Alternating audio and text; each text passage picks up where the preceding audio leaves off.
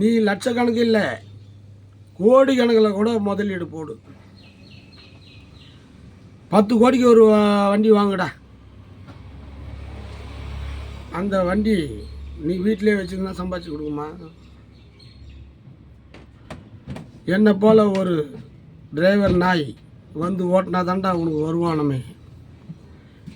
நாங்கள் உழைச்சி கொடுக்குறதுல தான் நீ உக்காஞ்சிக்கின்னு கால் மேலே காலை போட்டுக்கின்னு ஏசியில் உக்காஞ்சிக்கின்னு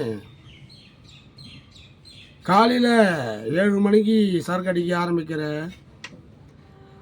நைட்டு 12 வரைக்கும் ஏசியில் உட்காந்து டிவி பார்த்துக்கின்னு ரிமோட் கண்ட்ரோல் பண்ணிக்கின்னு ஆப்ரேட் பண்ணிக்கின்னு சரக்கு குடிக்கிறேன்.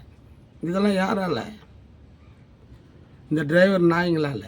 இந்த டிரைவர் நாய்ங்க இல்லைன்னாக்கா நீ என்ன ஆக தெரியுமா? இது புரிஞ்சுக்கோ. டிரைவர்னா சாதாரணமான ஆள் இல்லையா, கடவுளுக்கு சமமானவன்.